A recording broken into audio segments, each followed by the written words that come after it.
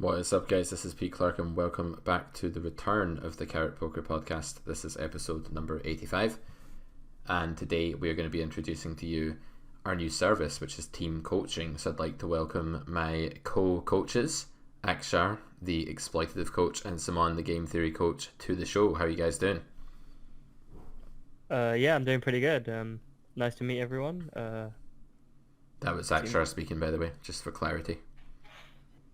Yeah, I'm very good, Pete. Thanks. And this is Simon, who you've So heard fun. before. Yeah. Alright, guys, so I guess the reason we are here today is to let everyone know what team coaching is all about. Essentially, team coaching is a service where a student hires not one but three specialists in different areas of the game. At team coaching, we believe that poker success is a function of three main building blocks. We have planning and mental game, which will be taken care of by yours truly.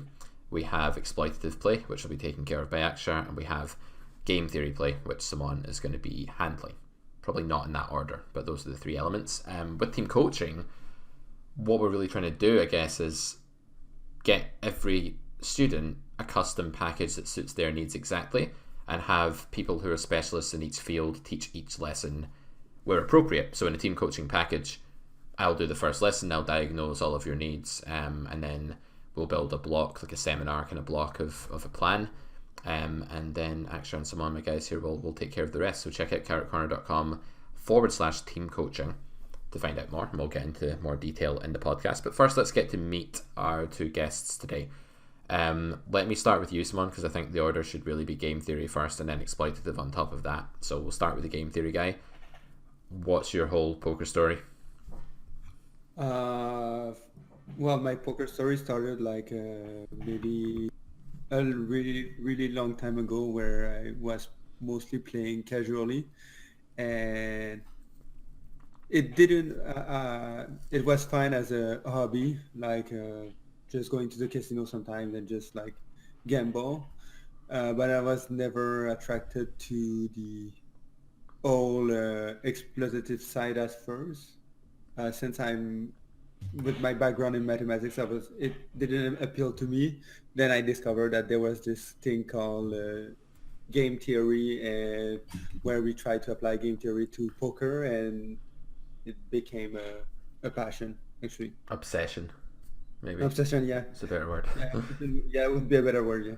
Yeah, so Simon, you've always been like I worked with you years ago, and obviously I've been training you for years and years, like first as a student, more recently like as a coach. And in all of that time, like you've never wanted to leave. Like obviously you've got better at exploitative play and like opening your mind to it, but you were always like really on the GTO side of things. Then it's got to the point where Simon's game theory is probably like surpassed mine. Like he probably knows more of like what the solver is doing in certain spots than I do and stuff, which is great. And now you've got enough real life awareness, I think, to be able to actually take that to the felt. Because I think at one time you were maybe like you were kind of playing too much like Pio, and now you've started to adjust that a bit more. But yeah, that's why Simon is our game theory coach. He's always been like totally obsessed with that side of the game, I guess. Actually, you're kind of like, as a poker player, I would see you as the opposite. Like you're the kind of guy that when you're sat across the table from me, it's like scary. It's not that scary with Simon because he's just doing computations in his head like a computer, and you can hear the gears. But with you, it's like you're like looking into my soul or something. So what's your background in poker? Yeah, so I mean, I started poker when I was very young, actually, at school with my friends. One of my friends' family played poker a lot, and he just taught us the game. We played various games, various home games and stuff.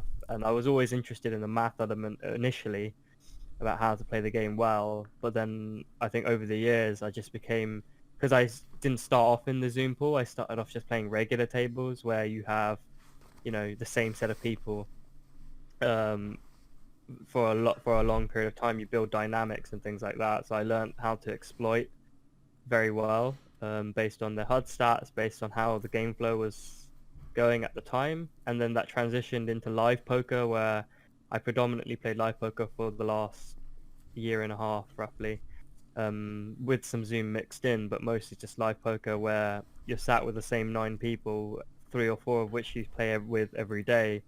So you kind of get to know their leaks and your perceived leaks really well. and you can kind of just really exploit the humans in the game, which is where we make all our money in poker anyway. So I'll probably disagree with that to some extent, but yeah, we'll go with that for now. That's where we make most of our money, Simon. Most of our money, okay? Where we make I do agree with chunks that. of money. I mean, I don't know about everyone else, but if I'm playing against GTO Computer Simon, the best thing to do is to stand up and find a game where there are not GTO Computer Simons. or try and get him out of his comfort zone, just like try and Yeah. rattle him with some like obnoxious table talk or exploitative play, right? Exactly. Probably Oh, the best thing. table talk's good. I do find myself doing that as well. If I think somebody probably is better at reading people, has less live tells than me, and is going to like figure out what I'm doing, I'd rather go into a shell of GTO. That's very much like how I'll probably play against you in future, rather than my previous drunken hero calls that didn't go very well for me. Less said about them, the better, I think. Cool. So yeah, we're all like, the reason we're doing this is that we do all have like very particular skill sets, and like Axar is much better at like rolling with the game flow and like sort of all that kind of stuff probably than I am, and Simon probably has a better grasp of like the EV equilibrium of a certain line through coaching and then their own studying. So for me, it's great to be able to bring these two guys onto a coaching team and actually, yeah, like I can focus on what I'm probably best at, which is like 10 years of just assigning people their own syllabuses with me and like seeing where people's leaks are, because everybody is different, and the chances are that when you enroll in a team coaching package or any other coaching package for that matter, your needs are very different to somebody else who enrolled. So while a course will give everyone the same kind of material, the thing with team coaching is that every student gets treated completely differently, depending on what their needs are. And I think guys, that diagnosis is like a really important thing, and then specializing from there. That is our idea. What's your kind of, let's talk like teaching backgrounds, I guess. Like mine is just teaching poker mainly, with a bit of teaching English thrown in there. I think I've been over that in the podcast. Actually, what are your experiences with, you've done a bit of live coaching recently, right? Like in London, is that right? Yeah, I have a few live teaching students that I've taught live poker basically. That I'm teaching them how to play the game, exploit their opponents, maybe find situations and leaks for them specifically that are quite prominent and destroying their win rates. In live poker, because I get to watch them play as well, I can kind of see what kind of, if they're giving off any physical tells, or if they act differently in different spots, which is quite nice as well. In general, I've kind of just taken some students and given them feedback on how they play. Yeah. That's kind of my poker teaching. That's so And weird, like live one-to-one poker teaching, because like I've done all of mine over the internet apart from one student. I taught one guy live, and this guy, I met him at a blackjack table like on a night out, and he was like this kind of older businessman. He was like, oh, I don't know anything about poker, would you teach me poker?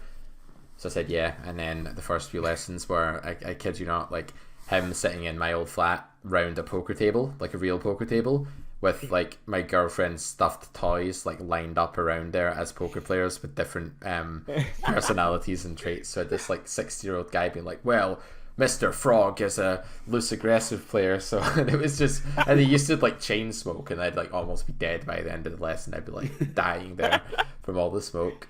So yeah, one-to-one teaching is weird. It's something I've only done once in poker. But so you're actually sitting in like cafes with like coffee shops and stuff with people, like doing lessons? Yeah, so we'd sit in a coffee shop near the casino and discuss. I'd obviously bring my laptop, and I'd have a diagnosis of what they're doing wrong. It's a lot easier. It's maybe a bit more difficult to see specifically, like in terms of numbers, what people are doing wrong in live poker, because we don't have the same HUD statistics. But because everyone is not as great, it's easier to see their leaks up front, just by seeing how they play situations. And when they tell you what hand they have, you just know immediately if they should be in that spot in the first place. Yeah. And that's the first thing you can go over with people. Yeah, for sure. Cool. And it's not like you're only you're talking a lot about the live element of your exploitative teaching right now, but obviously you're a hardened reg in the 100 Zoom pool, positive win rate there, and you've put in quite a bit of volume online as well. Yeah, I put in a significant volume online, and I continue to put in lots of volume online to keep myself sharp and play the pool Right. and study, because most of my study is geared towards online play since the games are just significantly tougher. Right. So it makes a lot of sense to stay sharp in the Zoom pool, play well, and build an exploitative game plan, even against some of your fellow regs in the 100 pool, 50 pool, 25 pool, Yep. because everyone is making significant mistakes, even in these quote-unquote difficult games. Yeah, definitely. Yeah. No, definitely, like, people refer to these games as difficult, and any live player would, right? Because when you're playing live, it's just a different world. It is so much easier that even 25NL, where people have tons of leaks, it feels like everybody's playing really well when you first step into that game. And indeed, like, most of our students are, so far, have been 25 or 50 NL players, although we are going to coach up to 100, you know, who are transitioning from live or who are just struggling, you know, breaking even in these games. And what we're doing is showing them that what you're doing actually mainly is showing them that everyone around them is like nowhere near as good as they might think that they are, that they have a ton of these leagues, right? So yeah, exactly. I'm just, because we can see that over large sample sizes that people just are unbalanced in many spots. right, so it's not just the people, it's the pool, right? It's like the average person we're exploiting. Exactly, the average pool player has significant leaks still, even at 100, because I mean we are human, and but even then, like, there are just situations where people are just unbalanced. Maybe people's pre-flop play has gotten better, but there are still loads of situations, even pre-flop, where people are playing incorrectly. I was talking about that. Yeah, I was talking about that earlier, like how I got 4-bet this like gargantuan size. It was like a 4x, 4.1x 4-bet or something. And I showed you guys the hand earlier, and just like I remember thinking like, okay, this guy looks like a reg. Why is he 4-betting to this like absurd size? And then the idea just hit me. It was like, aha, like weaker players, people we formerly refer to as fish, are now presenting as regs preflop because it's very easy, with knowledge being so abundant, to get yourself a preflop chart and follow it. So yeah, we're seeing like bad players who look like they know what they're doing from stats, who actually exhibit more leaks than some other recreationals that play 44-11 and limp into every pot. So it's kind of weird the way the game changes like that, and the concept of a fish kind of changes as well. Yeah, I think that's a great example to illustrate like game theory versus exploitative as well, because theory would have us call in that spot, or jam, if I remember, from Simon, but then we decided, wait, that's just a pure fold because of the sizing. Yeah, I think I had ace king, and it was like there was like 200 BBs deep, and the guy just makes like a gigantic 4-bet, like the kind of one that's just never bluffed. And then when you end up having 40% equity there, or even a bit worse or something, it's going to just have to be a fold. But yeah, that hand, the way we discussed that as a trio, kind of illustrated the differences between how the three of us think. Like, you went straight to the exploitative, I would just fold. Someone went straight to the, in theory it's a call. However, and my line was kind of like, I'm in between these two things.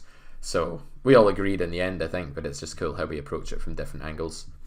Simon, talk to us a little bit about your teaching background. I studied like pure mathematics at university and financial engineering, and I've been back in the days I was a lecturer at graduate and undergraduate levels.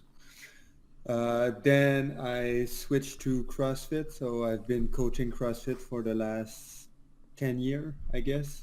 So I have a lot of coaching experience. I don't have much coaching experience in poker though, but I guess I'm gonna resort to my teaching skills that I develop over all the years. Yeah, I mean, to apply my knowledge. We did so many one-to-ones as well that probably just through working with me, you've just learned how to coach passively, like over the last few years, just being in classes with me. You've also done some what do you call it, training in the channel, in the chat, right, where you stream your own study sessions and people join in, and I've been in those as well, and I think they've been pretty good examples of good teaching. Yeah. Yeah, I've done. Yeah, I guess I've done a bit of in the group. I have done I guess my fair amount of teaching as of right now to help the other students And that's to another one of the improve. benefits, right, of like what we're offering, because what we're talking about there is like you could just be sitting studying poker one afternoon and all of a sudden this little notification comes up and it's like, oh, someone's presenting his own study session going through a GTO trainer and estimating equilibrium plays. Do you want to watch for an hour? And these guys who are aspiring players not winning yet are jumping on this. They're seeing this and, you know, just like while they're sat at home playing poker, they want a break, and then that's on. They're like, yeah, damn right, I'll get in on that. They've been jumping in. You've been having like, you know, 3-4 students, 5 students from my one-to-one group just watching that anytime, and that's something that we're going to be offering team coaching Discord group members, people who have signed up for team coaching as well. It's the opportunity just to jump into those as they happen, because why not, right? Like we all study anyway, like independently. We have to keep working on our game. Why not let our students jump in on it for free? We may as well. We're trying to build poker players out of them. So yeah, cool. So I guess we should talk a little bit about why we're running this service, like in relation to, I've been streaming all day and my voice is like starting to die, so hopefully it'll survive for the rest of the pod. But let's talk a little bit about why we've decided to make this service, like what it maybe brings to the table that other coaching stables and, you know, courses or more passive forms of learning don't. You guys got any thoughts on that? Yeah, so I mean, I've done my fair share of video learning and course learning and things like that. And for me, the ways that I think are best for players to learn, get better, there's just a structure to it, which I think that we are doing really well. And that structure is like Pete obviously builds you the course, and then he will obviously be there and guiding at the beginning, and then me and Simon will take the syllabus that he creates for you, that he does in his specialist role, and we will teach that syllabus to you. And I think that's very effective because we don't want to waste time or people's time in spots that they're very good at. Like there's no point teaching people that they need to open these hands under the gun if they already know how to do that. And I think sometimes where video and courses fail is that they have a lot of lessons on things that we already know. And this course kind of alleviates that by finding your specific problems that you have. Maybe that might be folding to 3-bets too much, not 4-betting enough, whatever the case may be, turn probes, river calls, or whatever it may be. And we can diagnose that correctly and find ways to cure those leaks for you and find ways for you to start exploiting your respective populations. This is very different from, let's say, something that is offered in the market that just does a course on poker where you're taught the generals of poker and, oh, you need to do this in this spot. This is like a very tailor-made course to every individual that takes it. Yeah, we're essentially making like loads of different courses for different students. So by the end of this, like years down the line, I will literally have hundreds of custom syllabuses sitting in my PowerPoints that are all completely different. And they'll have overlapping features. But the other advantage, I think, is that we will pitch the coaching to your level. So if you need help with something that's more elementary than you think you do, we're not going to have you go off and watch like complex, you know, theories. If you don't know the basics of game theory, someone's going to talk to you about when to adopt a polarized range, when to use smaller bet sizes and use a more merged range, how to attack a condensed range, like all of these common things before we start teaching you exactly how to construct a strategy.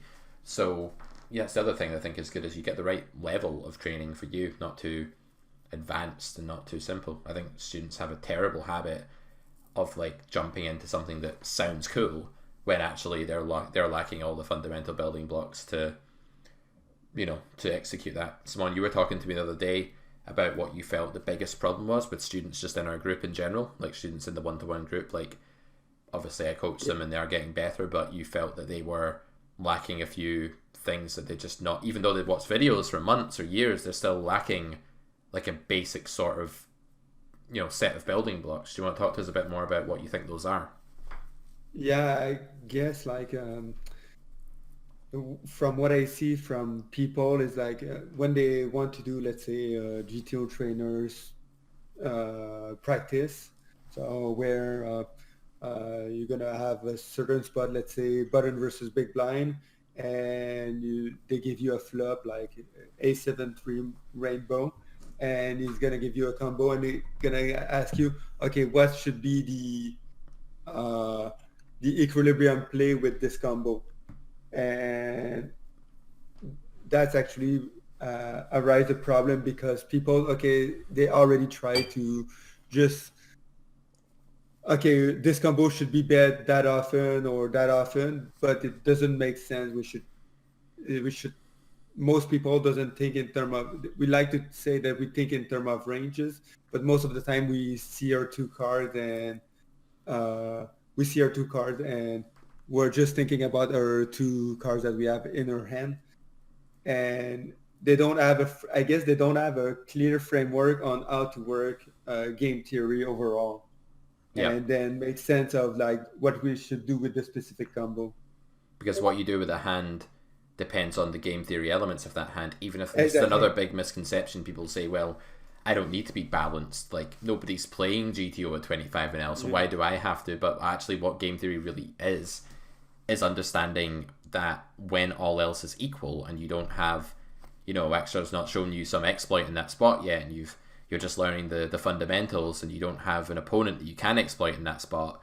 And even if you can exploit, you still need to know how you're doing it based on the theory, right? That's the other thing. You need to know where your Yeah. exploit is in relation to the theory. Otherwise, you're just making stuff up. We have terrible problems with people saying, "Oh, I bet turn this size," and then someone might say to them, you might say to them in the chat like, "Why did you do that?" And then they'll say exploiting, but they don't know Yeah. like what direction they're exploiting in. So yeah, it's really kind of crazy.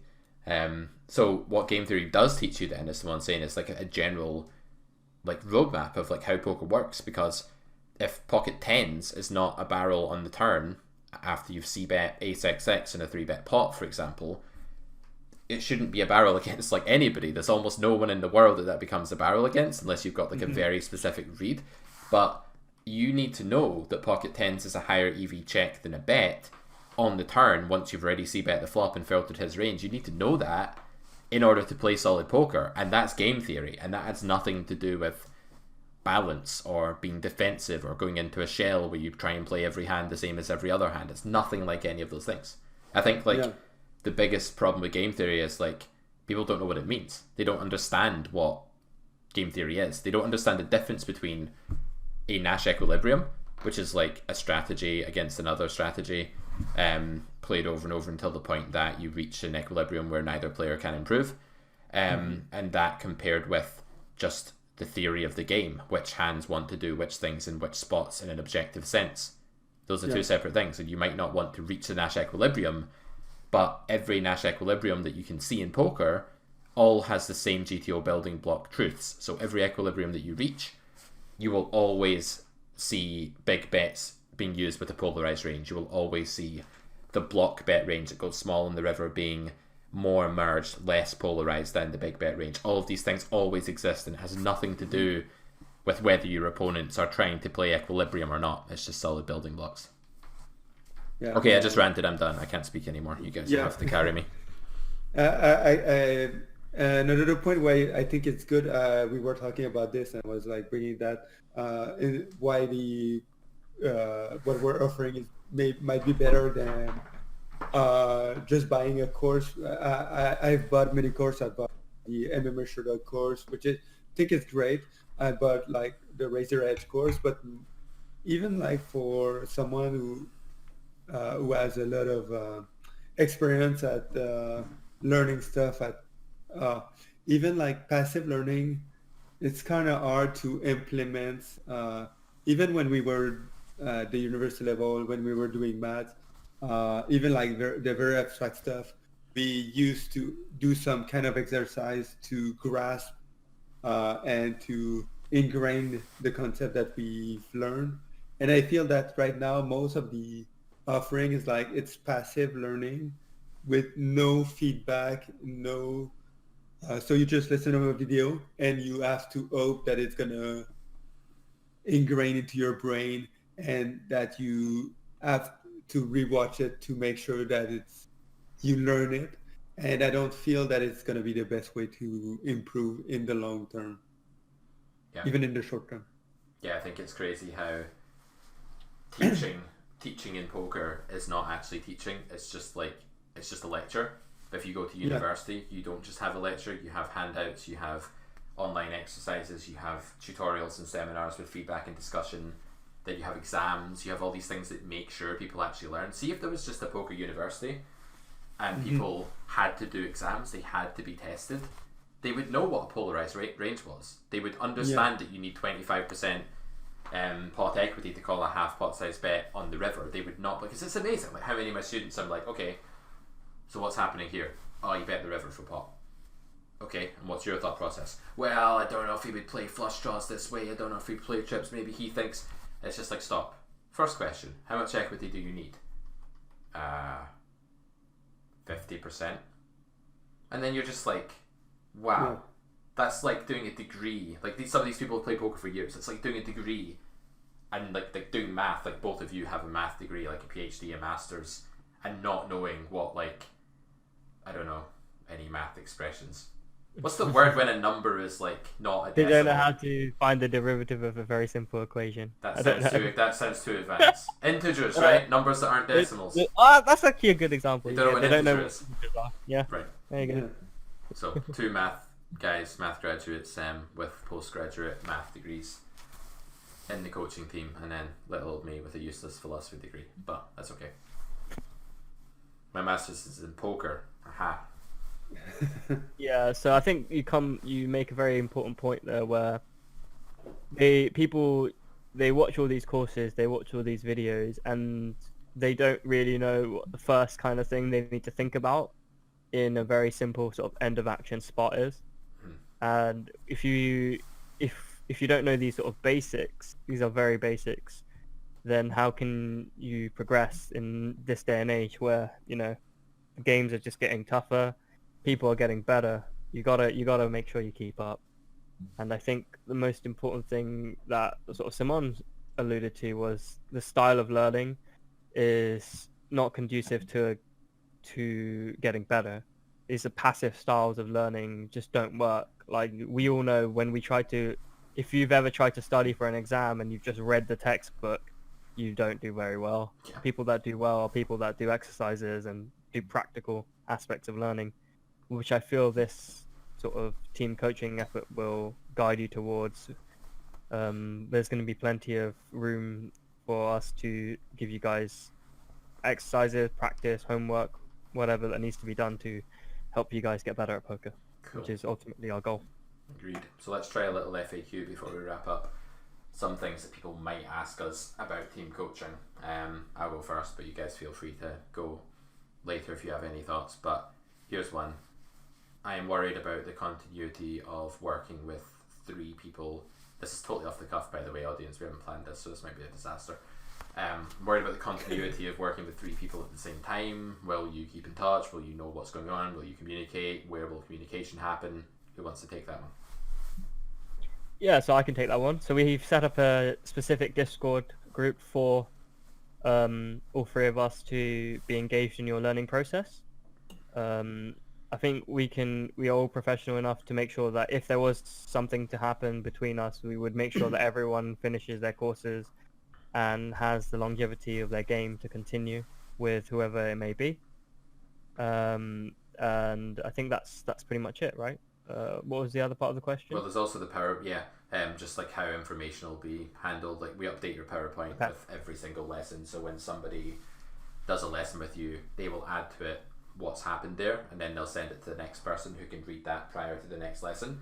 But moreover, we have weekly meetings, and we'll all just talk every Friday. We have a meeting every Monday. We have a meeting, and we just talk everything through and share anything that's going on. If there's a particular need that I think a student has, I'll just be like, right, Simon, this guy doesn't have any concept of polarization. He doesn't understand that polarized is a thing that should happen to your range when you start piling money into the pot as the aggressor.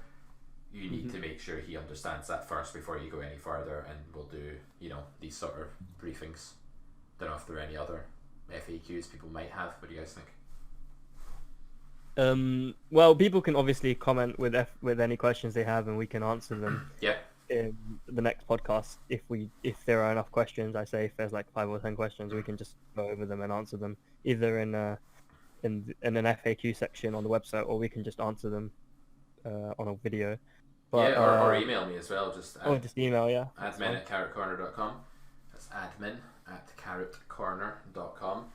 Any questions there, I'll consult with the guys and get back to you as well. So yeah, we've already taken on a bunch of you and stoked to work with more of you in the near future. As for the podcast, I'm looking to get it back up on its wheels as well. I'm not just going to make this as a one-off episode, famous last words, but things have just been busy. Like, for me, an update, everything's been a bit crazy, just doing far too much coaching, individual coaching, which was my main impetus for actually setting this up with Akshay and Simon. Was like, I was breaking my back to coach like 8-9 hours a day or whatever, so that's why I've got these two involved in the team as well. But yeah, the podcast has taken a little bit of a backseat because of that, but I think Simon, you and I were talking about bringing a strategy segment pretty soon as well, right? So we can do that also. Yeah, I mean, to that note, I really enjoyed some of your strategy podcasts. I can't remember, one of them was like King High Board. I remember listening King High Dry one to see that on dry King High boards or something. Yeah. I remember listening to that on a very long walk, and after an hour I felt like I learnt quite a lot. So I definitely think that's a good idea. Nice. Yep. Okay, so thank you both for taking the time to talk to me today about the new team coaching, and I hope to see a bunch of you guys in our Discord group very soon. Again, to get enrolled, just simply go to carrotcorner.com/team coaching, and there's a little form you can complete at the bottom of the page there. Just let us know which kind of package you want to go for, and we'll send you out an invoice so that you can pay that as soon as possible and get added to the Discord group. We do a 5-pack and a 10-pack. If you are not sure that you want 10 lessons, you can trial 5, see how you get on, and then always upgrade as well. That's definitely an option that we offer. Guys, anything else you want to add? Nothing from me. I think, hope you guys enjoy it. At the end of the day, it's about you guys. It's about the students. So the best thing for me would be if and when you guys do these things, to make sure you give us lots of feedback. Let us know what we're doing good, what we're not doing so great, so we can always just improve. And that's it. Okay. Yeah. Someone? Nothing to add. I think it's Excited to get a man of few words but many numbers, they say. Yeah. Which is what you want in a game theory coach. Okay, I'll see you guys soon then. This has been Pete Clark for the Carrot Poker podcast, along with my coaches Simon and Akshay. See you guys in the group soon, hopefully. And bye bye for now. I'm going to say this really slowly till I've got the outro music ready.